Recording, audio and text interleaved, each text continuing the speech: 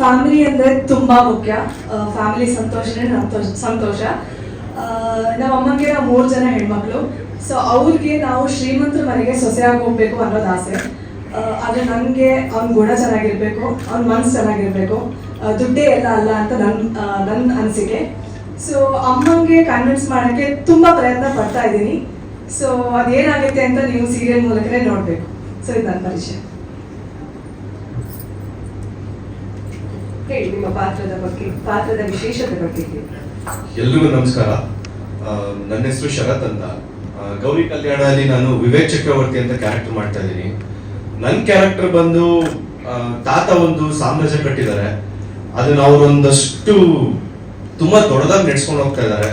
ಅದನ್ನ ಶ್ರದ್ಧೆ ಭಕ್ತಿಯಿಂದ ಅದನ್ನ ನಾನು ನಡೆಸ್ಕೊಂಡು ಹೋಗ್ಬೇಕು ಅಂತ ನನಗೆ ಜವಾಬ್ದಾರಿ ಕೊಟ್ಟಿದ್ದಾರೆ.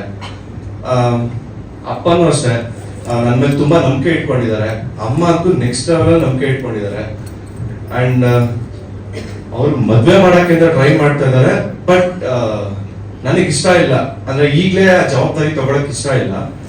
ಅದೇನೇ ಜವಾಬ್ದಾರಿ ತಗೊಳಕ್ ಇಷ್ಟ ಇಲ್ಲ ಅಂತ ನೀವೆಲ್ಲರೂ 27ನೇ ತಾರೀಕಿಂದ ರಾತ್ರಿ 8 ಗಂಟೆಗೆ ಮಿಸ್ ಮಾಡದೆ ನೋಡ್ಬೇಕು.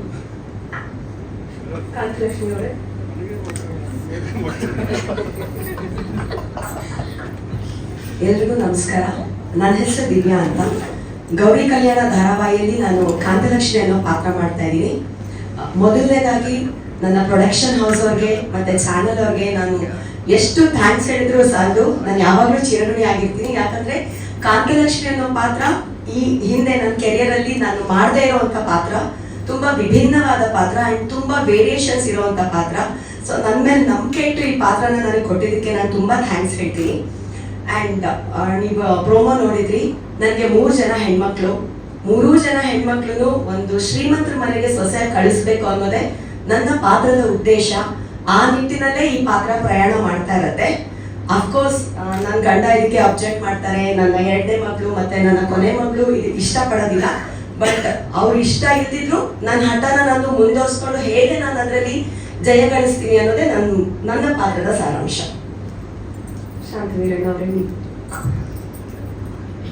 ನಮಸ್ಕಾರ. ನನ್ನ ಹೆಸರು ಅಶೋಕ್ ಕುಮಾರ್, ಜಂಬೆ ಅಶೋಕ್ ಅಂತ ಗುರುತಿಸ್ತಾರೆ. ಈ ಧಾರಾವಾಹಿನಲ್ಲಿ ನಾನು ಶಾಂತಗಿರಿ ನಾನು ಪಾತ್ರ ಮಾಡ್ತಾ ಇದ್ದೀನಿ. ಇವನು ವೀರಣ್ಣ ಬಹಳ ಸಾಧಿಸಿದ ಮನುಷ್ಯ. ಅನುಕೂಲಕ್ಕಿಂತ ಆದರ್ಶನ ಮುಖ್ಯ ಅಂತ ಬದುಕಿರುವಂಥ ಮುದ್ದಾದ 3 ಜನ ಹೆಣ್ಮಕ್ಳು. ಹೆಂಡತಿ ಸಹ ಒಳ್ಳೆಯವಳೆ. ಆದರೆ ಅವಳ ಜೀವನದಲ್ಲಿ ನಡೆದಂಥ ಒಂದು ಘಟನೆಯಿಂದ ಈ ಥರ ನಿರ್ಧಾರ ತಗೊಂಡು ನನ್ನ 3 ಜನ ಹೆಣ್ಮಕ್ಕಳನ್ನ ಏನಾದರೂ ಆಗಲಿ, ಅದು ಸುಳ್ಳು ಹೇಳ್ತೀನೋ, ಕಳ್ತನ ಮಾಡ್ತೀನೋ, ಏನು ಮಾಡ್ತೀನೋ, ಇವರನ್ನ ಶ್ರೀಮಂತರ ಮನೆಗೆ ಸೊಸೆಯಂದಿರನ್ನ ಕಳಿಸ್ಬೇಕು ಅಂತ ಡಿಸೈಡ್ ಮಾಡಿಬಿಟ್ಟಿದ್ದಾಳೆ. ಸೊ ಅವಳ ನನ್ನ ನಡುವೆ ಈ ಕಾರಣಕ್ಕೆ ಸಾಕಷ್ಟು ಚರ್ಚೆಗಳಾಗ್ತಾ ಇರುತ್ತೆ. ಅವಳು ತಪ್ಪು ಮಾಡಿದಾಗ ತಿದ್ದೋ ಪ್ರಯತ್ನ ಮಾಡ್ತೀನಿ. ಲಕ್ಕಿಲಿ ನನ್ನ 2 ಹೆಣ್ಮಕ್ಳು ನನ್ನ ಜೊತೆ ಇದ್ದಾರೆ. ದೊಡ್ಡ ಮಗಳನ್ನ ಹೇಗೋ ಕನ್ವಿನ್ಸ್ ಮಾಡಿ ಬುಟ್ಟಿಗೆ ಹಾಕೊಂಡ್ಬಿಟ್ಟಿದ್ದಾಳೆ. ಅವಳು ನನ್ನ ಮಾತು ಕೇಳ್ತಾ ಇಲ್ಲ. ಅಮ್ಮ ಮಗಳು ಒಂದಾಗ್ಬಿಟ್ಟಿದ್ದಾರೆ. ಈ ಒಂದು ಧಾರಾವಾಹಿನಲ್ಲಿ ಭಾಗವಹಿಸಿದ್ದಕ್ಕೆ ತುಂಬ ಖುಷಿ ಆಗುತ್ತೆ. ರಾಮ್ಜಿಯವರು ಒಂಥರ ನಮ್ಮ ಟೆಲಿವಿಷನ್ನಲ್ಲೇ ಒಂಥರ ಕಿಂಗ್ ಪ್ರೊಡ್ಯೂಸರ್ ಇದ್ದಾಗೆ. ಅವರ ಒಂದು ಪ್ರಾಜೆಕ್ಟ್ನಲ್ಲಿ ಇದು ನನ್ನ 2ನೇ ಪ್ರಾಜೆಕ್ಟ್ ಮಾಡ್ತಾರೆ. ಒಳ್ಳೆ ಟೀಮು, ಹೊಸ ಟೀಮು, ತುಂಬ ಜನ ಗೊತ್ತಿರುವಂಥದ್ದಿದ್ದಾರೆ, ತುಂಬ ಜನ ಯಂಗ್ಸ್ಟರ್ಸ್ಗಳಿದ್ದಾರೆ. ಇವ್ರ ಜೊತೆ ಕೆಲಸ ಮಾಡೋದಕ್ಕೆ ತುಂಬ ಇಂಟ್ರೆಸ್ಟಿಂಗ್ ಆಗಿದೆ. Thank you so much. ದಯವಿಟ್ಟು ನೋಡಿ, ಆಶೀರ್ವದಿಸಿ. ಮೋನಿಕಾ ಅವರೇ, ನೀವು ನಿಮ್ಮ ಪಾತ್ರ ಪರಿಚಯ ಮಾಡ್ಕೊಳ್ಳಿ. ಎಲ್ಲರಿಗೂ ನಮಸ್ಕಾರ. ನನ್ನ ಹೆಸರು ಮೋನಿಕಾ. ನನ್ನ ಪಾತ್ರ ಹೇಗೆ ಅಂದರೆ, ಅಮ್ಮನ ಮುದ್ದಿನ ಮಗಳು. ಅಮ್ಮ ಏನು ಹೇಳ್ತಾರೋ ಅದನ್ನೇ ನಾನು ಮಾಡೋದು. ಅಮ್ಮನ ಮಾತು ಮೀರಲ್ಲ. ನನಗೆ ದುಡ್ಡು ಅನ್ನೋದು ಸ್ವಲ್ಪ ಜಾಸ್ತಿನೇ ಆಸೆ ಇದೆ. ಬಿಕಾಸ್ ಎಲ್ಲದಕ್ಕೂ ದುಡ್ಡು ಬೇಕು. ಆ್ಯಂಡ್ ಇವತ್ತು ನಾವು ಕೆಲಸ ಮಾಡ್ತಿದ್ದೇವೆ is all because of money. And ನಾನು ಚೆನ್ನಾಗಿರಬೇಕು. ಅಪ್ಪನ ಮನೇಲಿ ಕಷ್ಟಪಟ್ಟಂಗೆ ಗಂಡನ ಮನೇಲಿ ನಾನು ಕಷ್ಟಪಡಬಾರ್ದು. ರಾಣಿ ಥರ ಇರಬೇಕು ನಾನು, ಆ ಥರ ಪಾತ್ರ. ಆ್ಯಂಡ್ ಸೆಲ್ಫಿಶ್ ಅಂತ ಅನ್ಕೊಂತಾರೇನೋ ಕೆಲವು ಜನ. ಬಟ್ ನನಗಿಷ್ಟ ಆಗಿದ್ದನ್ನು ಪಡ್ಕೊಳ್ಳೋದಕ್ಕೆ ಒಂದಷ್ಟು ಎಫರ್ಟ್ ಹಾಕ್ತಾ ಇದ್ದೀನಿ. ಅದಕ್ಕೆ ನಾನು ಸೆಲ್ಫಿಶ್ ಅನ್ನಲ್ಲ, ಅದನ್ನು ಸೆಲ್ಫ್ ಲವ್ ಅಂತೀನಿ. ಸೊ ಇಷ್ಟೇ ನನ್ನ ಪಾತ್ರ. And Ramji sir, thank you so much Colors Kannada. ಈ ಕಲರ್ಸ್ ಕನ್ನಡಲ್ಲಿ ಇದು ನನ್ನ 3ನೇ ಪ್ರಾಜೆಕ್ಟ್. ರಾಮ್ಜಿ ಸರ್ ಪ್ರೊಡಕ್ಷನ್ ಇದು ನನ್ನ 2nd ಪ್ರಾಜೆಕ್ಟ್. ಸಿಕ್ಕಾಪಟ್ಟೆ ಖುಷಿ ಇದೆ. ಆ್ಯಂಡ್ 27th 8 o'clock ಬರ್ತಾ ಇದ್ದೀವಿ. ಪ್ಲೀಸ್ ಸಪೋರ್ಟ್ ಮಾಡಿ ನನ್ನನ್ನು. Thank you so much. Chinmay ನೀವು ಮಾತಾಡಿ. ಹಾಯ್, ಎಲ್ರಿಗೂ ನಮಸ್ಕಾರ. ನನ್ನ ಹೆಸರು ನಿಹಾರಿಕಾ ಶೆಟ್ಟಿ ಅಂತ. ಸೊ ನಂದು ಫಸ್ಟ್ ಪ್ರಾಜೆಕ್ಟ್ ಇದು. Ramji sir, thank you so much opportunity ಕೊಡೋಕ್ಕೆ. ಹಾಗೆ ಚಿನ್ಮಯ್ ಅನ್ನೋದು ಸ್ಟ್ರೇಟ್ ಫಾರ್ವರ್ಡ್ ಕ್ಯಾರೆಕ್ಟರ್. ಅವಳು ಹೇಗೆ ಅಂದರೆ ಫ್ಯಾಮಿಲಿ ಅಂದರೆ ತುಂಬ ಇಷ್ಟ, ಆದರೆ ಫ್ಯಾಮಿಲಿ ಅಮ್ಮ ಹೋಗೋ ದಾರಿ ಅವಳಿಗೆ ಇಷ್ಟ ಆಗ್ತಿರಲ್ಲ. ಅಕ್ಕ ಜೊತೆ ತುಂಬ ಕ್ಲೋಸ್, ಗೌರಿ ಜೊತೆ ತುಂಬ ಕ್ಲೋಸ್ ಇರ್ತಾಳೆ. ನಾನು ಸ್ಟ್ರೇಟ್ ಫಾರ್ವರ್ಡ್ ಆಗಿರೋದ್ರಿಂದ ನಾನು ಸರಿ ದಾರಿಯಲ್ಲಿ ಹೋಗಬೇಕು ಅಂತ ಯಾವಾಗಲೂ ಅಮ್ಮನ ಹತ್ರ ಮಾತಾಡ್ತಿರ್ತೀನಿ, ಅಮ್ಮನ ಹತ್ರ ಬುದ್ಧಿ ಹೇಳ್ತಿರ್ತೀನಿ. ಬಟ್ ಅವ್ರು ನನ್ನ ಗೆಲ್ಸ್ತಾನೆ ಇರ್ತಾರೆ. ಅವ್ರಿಗೆ ಅನ್ಸುತ್ತೆ ಅದೇ ದಾರಿಯಲ್ಲೇ ಹೋಗ್ತಿರ್ತಾರೆ. ಸೊ ಓವರ್ ಆಲ್ ಕ್ಯಾರೆಕ್ಟರ್ ಬಂದ್ಬಿಟ್ಟು ಒಂದು ಸ್ವಲ್ಪ ಟಾಂಬಾಯ್ ಕ್ಯಾರೆಕ್ಟರ್. ಮತ್ತು this is my character. Thank you. Thank you. ಚಕ್ರ. ಸರಿತಾ ಅವರೇ, ನೀವು ನಿಮ್ಮ ಪಾತ್ರ ಪರಿಚಯ ಮಾಡಿಕೊಡಿ. ಎಲ್ರಿಗೂ ನಮಸ್ಕಾರ. ನನ್ನ ಹೆಸರು ಶೀಲಾ ಅಂತ. ಈ ಗೌರಿ ಕಲ್ಯಾಣ ಅನ್ನೋ ಧಾರಾವಾಹಿನಲ್ಲಿ ನಾನು ಸರಿತಾ ಅನ್ನೋ ಕ್ಯಾರೆಕ್ಟರ್ ಮಾಡ್ತಾ ಇದ್ದೀನಿ. ನನಗಿರೋದು ಒಬ್ಬನೇ ಮಗ, ವಿವೇಕ್ ಚಕ್ರವರ್ತಿ ಅಂತ. ನನ್ನ ಪಾತ್ರದ ಬಗ್ಗೆ ಹೇಳಬೇಕು ಅಂದರೆ, ನಾನು ಒಂದು ದೊಡ್ಡ ಫ್ಯಾಮಿಲಿನಲ್ಲಿ ಹಿರಿ ಸೊಸೆ. ತುಂಬ ಜವಾಬ್ದಾರಿ ಇರುವಂಥವಳು. ಅತ್ತೆ, ಮಾವ, ಮೈದ್ನ ಪ್ರತಿಯೊಬ್ಬರನ್ನು ತುಂಬ ಪ್ರೀತಿಯಿಂದ ನೋಡ್ಕೋತೀನಿ. ಈಗ ಸದ್ಯಕ್ಕೆ ನನಗಿರೋಂಥ ದೊಡ್ಡ ಕನಸು ಅಂದರೆ ನನ್ನ ಮಗನ ಮದುವೆ. ಸೊ ನನ್ನ ಮಗನ ಮದುವೆದೇ ನನಗೆ ದೊಡ್ಡ ಕನಸು. ನನ್ನ ಮಗನ ಮದುವೆನ ಹೀಗೆ ಮಾಡಬೇಕು, ಹಾಗೆ ಮಾಡಬೇಕು, ಮತ್ತು ನನಗೆ ಸೊಸೆಯಾಗಿ ಬರೋಳು ಹೀಗೆ ಇರಬೇಕು ಅಂತ ನಾನು 1000 ಕನಸುಗಳನ್ನ ಕಟ್ಕೊಂಡಿದ್ದೀನಿ. ನನ್ನ ಮಗನ ಹೆಂಡತಿ ಹೇಗಪ್ಪ ಇರಬೇಕು ಅಂದರೆ, ಅವರು ಸಹ ದೊಡ್ಡ ಫ್ಯಾಮಿಲಿಯಿಂದ ಬಂದಿರಬೇಕು, ರಿಚ್ ಆಗಿರಬೇಕು ನಮ್ಮ ಥರನೇ. ಆಮೇಲೆ ಅದ್ರ ಜೊತೆಗೆ ಒಳ್ಳೆ ಸಂಪ್ರದಾಯ ಇರಬೇಕು. ಯಾಕೆ ರಿಚ್ ಫ್ಯಾಮಿಲಿಯಿಂದ ಬರಬೇಕು ಅಂತ ನಾನು ಹೇಳ್ತಿದ್ದೀನಿ ಅಂದರೆ, ಹಾಗಂತ ಬಡವ್ರ ವಿರೋಧಿ ನಾನಲ್ಲ. ಈಗ ಬಡವ್ರಿಗೆ ಸಡನ್ ಆಗಿ ಶ್ರೀಮಂತಿಕೆ ಕೊಟ್ಟರೆ ಅದನ್ನು ಅನುಭವಿಸೋದಕ್ಕೂ ಬರಲ್ಲ. ಈಗ ಬಡವರಿಗೆ ಜಾಸ್ತಿ ದುಡ್ಡು ಕೊಟ್ಟರೆ ಅದನ್ನು ಹೇಗೆ ಖರ್ಚು ಮಾಡಬೇಕು ಅನ್ನೋ ಜ್ಞಾನ ಇರಲ್ಲ. ಅದೇ ಥರ ಶ್ರೀಮಂತರ ಮನೆಯಿಂದ ಬಂದರೆ ಹೇಗೆ ಹ್ಯಾಂಡಲ್ ಮಾಡಬೇಕು ನಮ್ಮ ಫ್ಯಾಮಿಲಿನ ಅನ್ನೋದು ಗೊತ್ತಿರುತ್ತೆ ಅನ್ನೋ ಕಾರಣಕ್ಕೆ ಶ್ರೀಮಂತರ ಮನೆ ಸೊಸೆನೇ, ಹೆಣ್ಣು ಮಕ್ಕಳೇ ನಮ್ಮ ಮನೆಗೆ ಸೊಸೆಯಾಗಿ ಬರಬೇಕು ಅನ್ನೋದು ನನ್ನ ಕನಸು. ನೋಡೋಣ ನನ್ನ ಕನಸು ಎಷ್ಟು ಮಟ್ಟಿಗೆ ಈಡೇರುತ್ತೆ ಅಂತ. ಹಾಗೆ ನಾನು ಇಲ್ಲಿ ಕಲರ್ಸ್ ಕನ್ನಡಗೆ ಹಾಗೂ ರಾಮ್ಜಿ ಸರ್ಗೆ ಥ್ಯಾಂಕ್ ಯು ಹೇಳೋದಕ್ಕೆ ಇಷ್ಟಪಡ್ತೀನಿ. ಯಾಕೆ ಅಂದರೆ ನಾನು ETV ಕನ್ನಡ ಇದ್ದಾಗಿಂದನೂ ಇಲ್ಲಿ ಕೆಲಸ ಮಾಡ್ತಾ ಇದ್ದೀನಿ. ತುಂಬ ವರ್ಷ ನಾನು ಬಣ್ಣ ಹಚ್ಚಿರಲಿಲ್ಲ. ಆಗ ನನಗೆ ಕರೆದು ಕೆಲಸ ಕೊಟ್ಟಿದ್ದೆ ಮತ್ತೆ ಕಲರ್ಸ್ ಕನ್ನಡ. ನಾನು 8 ವರ್ಷದ ನಂತರ ಕಮ್ ಬ್ಯಾಕ್ ಮಾಡೋದಕ್ಕೆ ಕಲರ್ಸ್ ಕನ್ನಡ ನನಗೆ ತುಂಬ ಹೆಲ್ಪ್ ಮಾಡಿದೆ. Thank you so much. ಹಾಗೆ ರಾಮ್ಜಿ ಸರು ಇಂಥ ಒಂದು ದೊಡ್ಡ ಜವಾಬ್ದಾರಿನ ಸರಿತಾ ಅನ್ನೋ ಕ್ಯಾರೆಕ್ಟರ್ ಮೂಲಕ ನನಗೆ ಕೊಟ್ಟಿದ್ದಾರೆ. ನಾನು ಅವ್ರ ನಂಬಿಕೆನ ಉಳಿಸ್ಕೊತೀನಿ. Thank you so much sir. Thank you ಎಲ್ರಿಗೂ. Thank you. ಚಂಚಲ ಅವರೇ ನೀವು ಮಾತಾಡಿ. Very good morning to everyone. ನನ್ನ ಹೆಸರು ಸಾಯಿ ಜ್ಯೋತಿ ಅಂತ. ಈ ಒಂದು ಪ್ರಾಜೆಕ್ಟಲ್ಲಿ ನಾನು ಚಂಚಲ ಅನ್ನೋ ಒಂದು ಕ್ಯಾರೆಕ್ಟರ್ನ ಪ್ಲೇ ಮಾಡ್ತಿದ್ದೀನಿ. ಒಂದು ಸಣ್ಣದಾಗಿ ಬ್ರೀಫಿಂಗ್ ಕೊಡಬೇಕು ಅಂದರೆ ನನ್ನ ಕ್ಯಾರೆಕ್ಟರ್ ಬಗ್ಗೆ, ನಾನು ಒಂದು ಖಳನಾಯಕಿಯಾಗಿ ಈ ಒಂದು ಪಾತ್ರನ ನಿಭಾಯಿಸ್ತಾ ಇದ್ದೀನಿ. ಈ ಪಾತ್ರಕ್ಕೆ ಪವರ್, ಅಥಾರಿಟಿ ಅನ್ನೋದು ತುಂಬ ಆಸೆ ಇದೆ. ಆ್ಯಂಡ್ ದಿನಬಂಧು ಫ್ಯಾಮಿಲಿಯ ಏಕೈಕ ಮಗಳಾಗಿ ಈ ಎಲ್ಲ ಒಂದು ಪವರ್ನ ನಾನು ನನ್ನ ಒಂದು ಕಂಟ್ರೋಲಿಗೆ ತಗೊಬೇಕು ಅನ್ನುವಂಥ ತುಂಬ ಒಂದು ಆಸೆ ಇದೆ.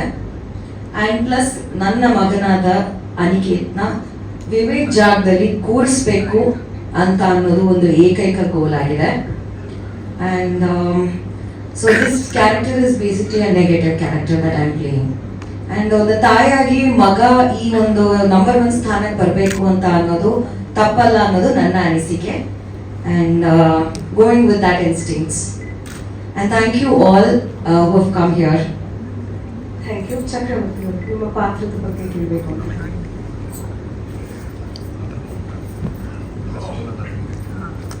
ನಮಸ್ಕಾರ. ನನ್ನ ಹೆಸರು ಗುರುದತ್ ಅಂತ. ನಮ್ಮ ತಂದೆ ಚಿ ಉದಯಶಂಕರ್ ಅಂತ ಹಾಡು ಹೇಳ್ಕೊಳ್ಳೋರು. ಇಲ್ಲ, ನೆನಪಾಡ್ಬಿಟ್ರೆ ಬೆಟರ್, ಬಿಕಾಸ್ ತುಂಬ ಜನ ನಾನೇ ಪರಿಚಯ ಇಲ್ಲ. It's a facts. ನೀವು ಲಾಟ್ ಆಫ್ ನ್ಯೂ ಕಮರ್ಸ್ ನನಗೆ ಗೊತ್ತಿರೋ ವಾಸು, ಮನು, ಮೋಕ್ಷ 4 ಜನ ಗೊತ್ತು, ಬೇಕಿದ್ದವ್ರು ಗೊತ್ತಿಲ್ಲ ನನಗೆ. So I am just introducing myself. Thank you. ಪಾತ್ರ ಏನು ಗೊತ್ತಿಲ್ಲಮ್ಮ ನನಗೆ, ಬಿಕಾಸ್ ರಾಮ್ಜಿ ಬಂದು ಮಾಡಿ ಅಂತ ಹೇಳಿದ್ರು ಅಷ್ಟೇ. ಮಾಡ್ತಾ ಇದ್ದೀನಿ. ಲಾಸ್ಟ್ ಟೈಮ್ ಅದೇ ಥರ ರಾಮಾಚಾರ್ಯರು ಹೇಳಿದ್ರು. So I just doing because Ramji sir do it. I respect him so much. ನನಗೆ ಅವಕಾಶ ಕೊಟ್ಟೋದಕ್ಕೆ thanks and wish all the best Bharath. God bless you. ತುಂಬ ಕಷ್ಟಪಟ್ಟಿದ್ದಾರೆ ಡೇ ಆ್ಯಂಡ್ ನೈಟ್. ದೇವ್ರು ಒಳ್ಳೇದು ಮಾಡಬೇಕು. Thank you. ರಾಮ್ಜಿ ಅವರು, ನೀವು ಕತೆ ಬಗ್ಗೆ 2 ಮಾತುಗಳನ್ನು ಆಡಬೇಕು ಅಂತ ಕೇಳ್ಕೊತೀನಿ. ಎಲ್ಲರೂ ಪಾತ್ರ ಕೇಳ್ಬಿಟ್ಟಿದ್ದಾರೆ. ರೈಟಿಂಗ್ ಇಲ್ವಾ? Thank you. ಪಾತ್ರ ಪರಿಚಯ ಮಾಡ್ಕೋತಾನೆ ಅವರೆಲ್ಲ ಕತೆ ಹೇಳಿದ್ದಾರೆ. ಮೇಲೆ ಹಾಕೋಬೇಕಾ?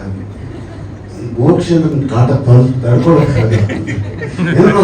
ಒಂದು ಹೀರೋ ಫೀಲ್ ಕೊಟ್ಬಿಡ್ತಾರೆ ಮನುಷ್ಯ.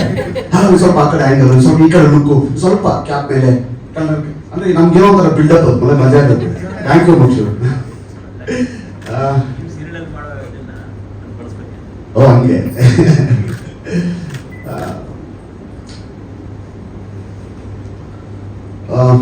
ಕತೆ ಬದುಕು ಅನಿವಾರ್ಯವಾದಾಗ ಭಾವನೆಗಳಿಗೆ ಬೆಲೆ ಇರಲ್ಲ ಅಂತ.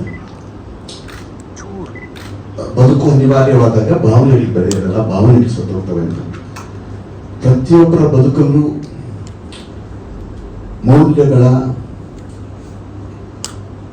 ಅವಶ್ಯಕತೆಯ ಬದುಕ ಮೌಲ್ಯಗಳ ಅಂತ ಬಂದಾಗ ಯಾರು ಚೂಸ್ ಮಾಡ್ಕೋತಾರೆ? ಕೆಲವರು ಮೌಲ್ಯಗಳನ್ನು ಚೂಸ್ ಮಾಡ್ಕೋತಾರೆ, ಅದು ಸ್ಟಿಕಾನ್ ಆಗಿರ್ತಾರೆ. ಕೆಲವರು ಬದುಕಬೇಕು, ಹೀಗೆ ಬದುಕಬೇಕು, ಮೌಲ್ಯ ಹೋದ್ರೂ ಪರವಾಗಿಲ್ಲ ಅಂತಿರ್ತಾರೆ. ಎಲ್ಲ ಸೊಸೈಟಿಯಲ್ಲಿ ಇರುವಂಥ ಕ್ಯಾರೆಕ್ಟರ್ಗಳೇ. ಎಲ್ಲ ಪಾತ್ರಗಳು ಪ್ರತಿಯೊಬ್ಬರಲ್ಲೂ ರಾಮನೂ ಇದ್ದಾನೆ, ರಾವಣನೂ ಇದ್ದಾನೆ, ಕೆಟ್ಟವನು ಇದ್ದಾನೆ, ಒಳ್ಳೆಯವನು ಇದ್ದಾನೆ. ಪ್ರತಿ ಮನುಷ್ಯನಲ್ಲೂ ನಾವು ನಮ್ಮೊಳಗಿರೋ ತನಗೆ ಎಲ್ಲ ಗುಣಗಳು ಎಲ್ಲರನ್ನೂ ಇರುತ್ತೆ ಅಂತ ಹೇಳ್ತಾರಲ್ಲ. ಯಾವ ಗುಣಕ್ಕೆ ನಾವು ಎಷ್ಟು ಒತ್ತು ಕೊಡ್ತೀವೋ, ಎಷ್ಟು ಇಂಪಾರ್ಟೆನ್ಸ್ ಕೊಡ್ತೀವೋ ಅವ್ನು ಪ್ಲೇ ಆಗ್ತಿರ್ತಾನೆ ನಮ್ಮಿಂದ ಆಚೆ ಬಂದು. ನಾನು ಹಿಂಗೆ ಬದುಕಬೇಕು ಅಂತ ಏನೋ ನಾವು ಮಾರ್ಕ್ ಮಾಡ್ಕೊಂಡ್ರೆ ಆ ಗುಣಕ್ಕೆ ನಾವು ತುಂಬ ಇಂಪಾರ್ಟೆನ್ಸ್ ಕೊಡ್ತೀವಿ. ಅದು ನಮ್ಮ ನಡತೆಯಲ್ಲಿ, ನಮ್ಮ ಮಾಡೋ ಕೆಲಸದಲ್ಲಿ, ನಮ್ಮ ಮುಖದಲ್ಲಿ ಅಷ್ಟೇ ಅದು ರಿಫ್ಲೆಕ್ಟ್ ಆಗುತ್ತೆ. ಅದೇ ಥರ ಎಲ್ಲ ಥರ ಪಾತ್ರಗಳು ಇಟ್ಕೊಂಡು ಹೇಳ್ತಿರೋ ಕತೆ. ಒಬ್ಬ ಮಿಡ್ಲ್ ಕ್ಲಾಸ್ ತಾಯಿ ತಾನು ಪಟ್ಟಂತ ಕಷ್ಟ ತನ್ನ ಮಕ್ಕಳು ಪಡಬಾರ್ದು. ನಾನು ನೋಡಿದಂಥ ಅಂದರೆ ಒಂದು ಅದ್ಭುತವಾದ ಇನ್ಸಿಡೆಂಟ್ ಇದೆ ಈ ಕಥೆಯಲ್ಲಿ. ಯಾಕೆ ದುಡ್ಡು ಮಕ್ಕಳನ್ನ ಶ್ರೀಮಂತರ ಮನೆಗೆ ಕಳಿಸ್ಬೇಕು ಅನ್ನೋದಕ್ಕೆ ಒಂದೇ ಒಂದು ಇನ್ಸಿಡೆಂಟ್ ಇದೆ. ಒಂದು ಸಣ್ಣ ಅಮೌಂಟಿನ ದುಡ್ಡಿನ ಕಷ್ಟ ಆಕೆ ಯಾವ ಸ್ಥಿತಿಗೆ ಏನೆಲ್ಲ ಕಳ್ಕೊಂಡ್ಬಿಡ್ತಾರೆ ಅಂತ ಫ್ಲಾಶ್ ಬ್ಯಾಕ್ ಅಲ್ಲಿ ಬಂದಿದ್ದಾರೆ. ಅದ್ಭುತವಾಗಿ ಮಾಡಿದ್ದಾರೆ ಅಂತೂ ಆ ಸೀನ್ ಪರ್ಟಿಕ್ಯುಲರ್ ಆಗಿ ನನಗೆ ಭರತ್ ಡೈರೆಕ್ಟರ್ ಸೂಪರ್ ಶೂಟ್ ಮಾಡಿದ್ದಾನೆ. ನಾನು ಎಡಿಟರ್ ನೋಡ್ತಿದ್ದೆ, ನನಗೆ ಆಕ್ಚುಲಿ ಕಣ್ತುಂಬಿಡ್ತು ಸೀನ್ ನೋಡಿ. ನಾನು ಈ ಕಾಂತಲಕ್ಷ್ಮಿ ಪಾತ್ರಕ್ಕೆ ತುಂಬ ಯಾರೋ ದೊಡ್ಡ ಕಲಾವಿದರು ಅಂದ್ಕೊಂಡು ನನಗೆ ಈಕೆ ಒಂದು ಆಡಿಷನ್ ನೋಡಿದ ತಕ್ಷಣ ಇಲ್ಲ ಹೆಸರು ದೊಡ್ಡದಿರೋ ಬೇಡ, ಆಕೆ ದೊಡ್ಡದಾಗಿ ಮಾಡ್ತಾರೆ, ಯಾಕೆ ಸಾಕು ಅಂತ. ಅವಾಗ ದಿವ್ಯಾ ತುಂಬ ದೂರ ಅಪ್ಲೈ ಮಾಡಿದ್ದಾರೆ. ಈ ಕಾಮಿಡಿ ಇದೆಯಲ್ಲ, ಅಶೋಕ್ ಸರ್, ದಿವ್ಯಾ, ಅವಳು ಶಿಲ್ಪ, ಇವಳು ಮೋನಿಕಾ, ಮತ್ತು ಈ ಫ್ಯಾಮಿಲಿ ಅಂತೂ ನೀವು 10 ನಿಮಿಷ ಸೀನ್ ಗೊತ್ತಾಗುತ್ತೆ ಮುಗ್ದೋಯ್ತ ಅಂತ. ಸರ್ 10 ನಿಮಿಷ ಇತ್ತು ಅಂತಾರೆ, ಹೌದು ಒಂದು 2 ನಿಮಿಷಕ್ಕೆ ಮುಗ್ದಂಗಿದೆ. ಅಷ್ಟು ಲೀಲಾಜಾಲವಾಗಿ ಅಷ್ಟು ಅದ್ಭುತವಾಗಿ ಮಾಡ್ಕೊಂಡು ಹೋಗಿದ್ದಾರೆ. ಅಂಡ್ ಆ ಫ್ಯಾಮಿಲಿ ಅಷ್ಟೇ ಎಲ್ಲ ಪ್ರತಿಯೊಬ್ಬರು, ಗುರು ಸರ್ ಆಗಲಿ, ಅಶೋಕ್ ಸರ್ ಆಗಲಿ, ಶೀಲಾ, ಎಲ್ಲ ನನ್ನ ಜೊತೆ ಕೆಲಸ ಮಾಡಿದ್ರೆ, ಒಟ್ಟಿಗೆ ಕೆಲಸ ಮಾಡಿದ್ವಿ. ಜ್ಯೋತಿ ಆಗಲಿ, ಪ್ರತಿಯೊಬ್ಬರು, ಇವನು ಸಖತ್ ಪರ್ಸನಾಲಿಟಿ. ಸುದೀಪ್ ಸರ್ ಥರ ರೆಡಿ ಇದ್ದಾನೆ, ಸಖತ್ ಕಾಣಿಸ್ತಾನೆ ಸ್ಕ್ರೀನಲ್ಲಿ. ಕತೆ ಇನ್ನ ಡೀಟೇಲ್ ಕತೆ ಹೇಳೋದು ಬೇಡ, ಪ್ರೇಕ್ಷಕರಿಗೆ ಅದೊಂದು ನೋಡೋಕೆ ಆ ಮಜಾ ಹಂಗೆ ಉಳ್ಕೊಳ್ಳಿ ಅಂತ ಅಷ್ಟೇ. Thank you sir. ಭರತ್ ಅವರು, ನೀವು ಮಾತಾಡಿ.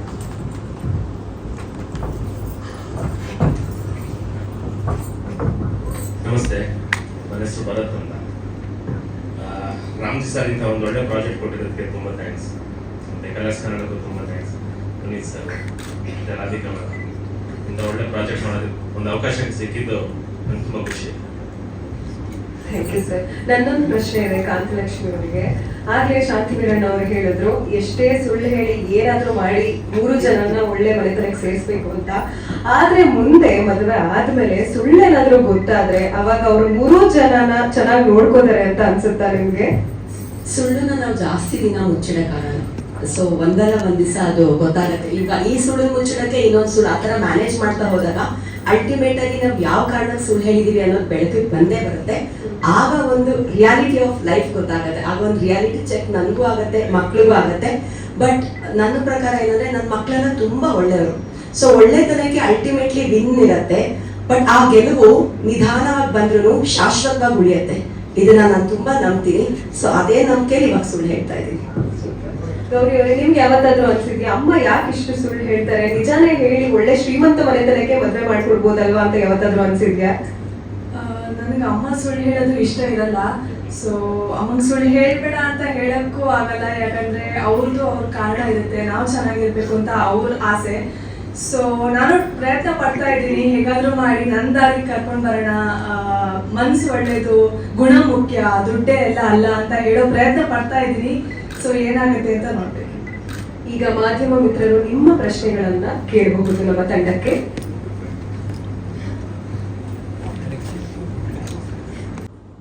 ನನಗೆ ಅಜ್ಜಿ ನೆನಪಾಗ್ತಾರೆ. ಬಿಕಾಸ್ ಅವ್ರ ಹಾದಿ ನಡ್ಕೊಂಬಂದಿದ್ದ ಹಾದಿ ನಮ್ಮನ್ನೆಲ್ಲ ಅವರು ಬೆಳೆಸಿದ್ದು. ಮತ್ತೆ ನನ್ನ ತಾಯಿ ನೆನಪಾಗ್ತಾರೆ, ತುಂಬ ನೆನಪಾಗ್ತಾರೆ. ಅವ್ರ ಜೀವನ ಹೇಗಾದ್ರೂ ಇರಲಿ, ನನ್ನ ಮಗಳು ಚೆನ್ನಾಗಿರ್ಬೇಕು ಅಂತ ನಮ್ಮಮ್ಮ ಪ್ರತಿದಿನ ವಿಶ್ ಮಾಡ್ತಾ ಇದ್ರು, ಪ್ರತಿದಿನ ಅವ್ರು ಅನ್ಕೋತಾ ಇದ್ರು. ಸೊ ನನ್ನ ಪಾತ್ರದಲ್ಲಿ ನಾನು ಅರ್ಧ ನಮ್ಮ ಅಜ್ಜಿ ಅರ್ಧ ನಮ್ಮ ತಾಯಿನ ಕಾಣ್ತೀನಿ ಸರ್. ಇದು ಸಬ್ಜೆಕ್ಟ್ ಚಾನಲ್ ಕೊಟ್ಟರು ಅಂದ್ರೆ ಅದು ರೀಮೇಕ್ ಅಲ್ಲ, ಒಂದು ಐಡಿಯಾ ತಗೊಂಡಿದ್ದಾರೆ ಅಷ್ಟೇ.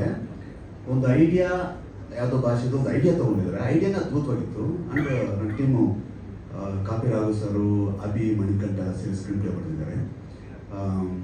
ಐಡಿಯಾ ಮಾತ್ರ ಚಾನಲ್ ಕೊಟ್ಟಿದ್ದು, ಮಿಕ್ಕಿದ್ದು ಚಾನಲ್ ತಂಡ ಅಂಡ್ ಪುನೀತ್ ಇದ್ದಾರೆ, ತುಂಬ ಇನ್ವಾಲ್ವ್ ಆಗಿ ಕತೆ ಇರ್ಬೋದು ನನ್ನ ಟೀಮ್ ಜೊತೆ ಕತೆ ಮಾಡಿಸ್ತಿದ್ದಾರೆ.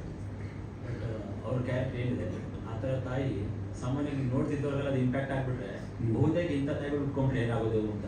ಇಂಥ ತಾಯಿ ಉಟ್ಕೊಂಡ್ಬಿಟ್ರೆ ತಪ್ಪೇನಲ್ವಲ್ಲ? ಯಾಕಂದ್ರೆ ಎಲ್ಲರೂ ಶ್ರೀಮಂತ ಮನೆ ಹುಡುಗರನ್ನ ಉಟ್ಕೊಂಡು ಹೋಗ್ಬಿಟ್ರೆ ಇಲ್ಲಿ ಜೀವನ ಅಂತ. ಅಲ್ಲ, ತಪ್ಪಲ್ಲ ಅಂತ ನಾನು ಹೇಳ್ತೀನಿ. ಮಗಳನ್ನ ಒಂದು ಸ್ಥಿತಿವಂತರು ಶ್ರೀಮಂತರ ಮಗನಿಗೆ ಹುಡುಗನ ಕೊಟ್ಟು ಮದುವೆ ಮಾಡೋದು ತಪ್ಪೇನಿದೆ? ಎಲ್ಲ ಹೆಣ್ಣು ಮಕ್ಕಳು ಅಂದ್ರೆ ಅವಾಗ ಪ್ರತಿಯೊಬ್ಬರು ನಾನು ಚೆನ್ನಾಗಿ ಮದುವೆ ಆಗಬೇಕು, ನನ್ಗೆ ಹೆಣ್ಣು ಸಿಗ್ಬೇಕು, ನಾನು ಚೆನ್ನಾಗಿ ದುಡಿಬೇಕು, ಚೆನ್ನಾಗಬೇಕು ಅಂತ ಛಲಕ್ ಬೀಳ್ತಾರೆ ಅಲ್ವಾ? ಅವ್ರ ತಾಯಿ ತನ್ನ ಮಕ್ಕಳ ಇದಕ್ಕೋಸ್ಕರ ಉದ್ದೇಶ ಅಂದ್ರೆ ಬಡವ್ರ ಮಕ್ಕಳು ಬೆಳಿಬೇಕಾಯ ಅಂತಲ್ಲ, ಆ ಥರ ಹೋಗಿದೆ. ಹೌದು, ಕರೆಕ್ಟ್. ಬಡವರು ಶ್ರೀಮಂತರಾಗ್ಲಿ ಅವರ ಪಾತ್ರ ಆಯ್ಕೆ, ಯಾಕಂದ್ರೆ ಅವರು ಬಹಳ ಅಲ್ಲ ಗುರುಗೆ ಕಾರಣ ಹೇಳಿ. ಅಲ್ಲ, ನನಗೆ ಇವ್ರ ಮೇಲೆ ತುಂಬ ಪ್ರೀತಿ. ನಾನು ಇವ್ರ ಪ್ರೊಡಕ್ಷನ್ ನಾನು ಕೆಲಸ ಮಾಡಿದ್ದೆ ಒಂದು ಟೈಮಲ್ಲಿ, ಬಿಗಿನಿಂಗ್ ಪ್ಲೇಸಲ್ಲಿ. ಆ್ಯಂಡ್ ಇವ್ರ ಮೇಲೆ ಬೆಲೆ ಲವ್ ನನಗೆ ಅವತ್ತಿಂದ. ಒಂದು ಈ ಮನುಷ್ಯನ ಕ್ಯಾರೆಕ್ಟರ್ ಒಂಥರ ಅಂದರೆ ಡಾನ್ ಬಂದು ನಾನು ಬರೋರು ಸೆಟ್ಟಿಗೆ, ಅದು ಐಕಾನ್ ಬ್ಲ್ಯಾಕ್ ಕಾರು ಐಕಾನ್ ತಾನೆ ಬಂದು ತೀರ್ಥ ಅಂತ ಯಾರೋ ಡ್ರೈವರ್ ಇದ್ದ ಬಂದು ಇಳಿದ್ರೆ ಡಾನ್ ಥರ ಹಿಡಿಯೋರು. ನಂಗೆ ನೋಡೋಕ್ಕೆ ಹೆಂಗವ್ರ ಮನುಷ್ಯ ಅವರು. ಅವಾಗಿಂದ ಒಂಥರ ಕನೆಕ್ಷನ್, ಬದುಕರಿ ಇವ್ರ ಥರ ಬದುಕಬೇಕು ಅಂತೆಲ್ಲ ಆಸೆ ಆಗೋದು ಇವಾಗ. ಆ್ಯಂಡ್ ರಾಮಾಚಾರಿ ಇದ್ದಕ್ಕಿದ್ದಂಗೆ ಒಂದ್ಸರಿ ಫೋನ್ ಮಾಡಿದ್ರು ನನಗೆ, ಏನಕ್ಕೂ ವಿಶ್ ಮಾಡೋಕ್ಕೆ, ಖುಷಿ ಆಯಿತು ಕೇಳಿ ಅಂತ. ಅದಾದಮೇಲೆ ನೆಕ್ಸ್ಟ್ ರಾಮಾಚಾರಿ ಬರೀತಾ ಕೂತಿದ್ದಾಗ ನನ್ನ ಕಾಸ್ಟಿಂಗ್ ಸ್ವಲ್ಪ ಭಾವನಾ, ಸಿರಿ, ಗಂಡ ಬೇಕಲ್ಲ, ಯಾರೋ ಒಂಥರ ಮನ್ಮಕ್ಕನ ಥರ ಇರಬೇಕು, ಇಟ್ಟಿಬ್ಬರು ಹೆಂಡ್ತಿ ಇಟ್ಕೊಳ್ಳೋದು ಹೆಂಗಿರ್ಬೇಕು ಅಂತ ರಪ್ಪ ಅಂತ ಕನೆಕ್ಟ್ ಆದರು. ಫೋನ್ ಮಾಡಿದೆ, ಆಫೀಸ್ಗೆ ಬಂದರು, ಕ್ಯಾರೆಕ್ಟರ್ ಕೇಳಿಲ್ಲ, ಡನ್ ಅಂತಂದ್ರು. ಇದಕ್ಕೆ ಅದರಲ್ಲಿ ಇಬ್ಬರು ಒಬ್ಬರೇ. ಓಕೆ. ಆ್ಯಂಡ್ ಇದಕ್ಕೂ ಅಷ್ಟೇ ರಾಮಾಚಾರಿ ಮುಗಿದಿತ್ತಲ್ಲ, ಇದೊಂದು ಪಾತ್ರ ರಿಚ್ ಕ್ಯಾರೆಕ್ಟ್ರು, ಯಾರು ಅಂತ ಮತ್ತೆ ಸರ್ ಫೋನ್ ಮಾಡಿದೆ, ಸರ್ ಮಾಡಿ. ಅವ್ರು ಏನು ಪ್ರಶ್ನೆ ಮಾಡಿಲ್ಲ. ಸಂಬಳ ಕೂಡ ಎಷ್ಟು ಅಂತ ಕೇಳೋದು, ನನಗೆ ಎಷ್ಟು ಪೇಮೆಂಟ್ ಅಂತ ಕೇಳೋದು. ನಾನು ಅವ್ರು ಕೊಡ್ತಾರೆ ಗೊತ್ತು ಬಿಡು ಅಂತ. ಅಂದರೆ ಅಷ್ಟೊಂದು ಪ್ರೀತಿ ವಿಶ್ವಾಸ ಇವ್ರ ಮೇಲೆ. ನನಗೆ ಪ್ರೀತಿ ವಿಶ್ವಾಸದಿಂದ ಇವರು ಒಪ್ಕೋತಾರೆ, ನಾನು ಅವ್ರಿಗೆ. ಸರ್, ನೀವು ಇಷ್ಟು ಸೀರಿಯಲ್ ಮಾಡಿದ್ರೆ ಅದ್ರಲ್ಲಿ 2 ಹೀರೋಯಿನ್, ಒಬ್ಬ ಹೀರೋ ಇರ್ತಾರೆ, ಅಥವಾ 2 ಹೀರೋ, ಒಬ್ರು ಹೀರೋಯಿನ್ ಇರ್ತಾರೆ. ಸೊ ಇದರಲ್ಲಿ 3 ಜನಕ್ಕೂ 3 ಹೀರೋಗಳಿದ್ದಾರೆ. ಇಲ್ಲಿ ಯಾರಾದ್ರೂ ಕವರ್ನ ಹಟ್ಟಿ ತರ ಬರ್ತಾರಲ್ಲ?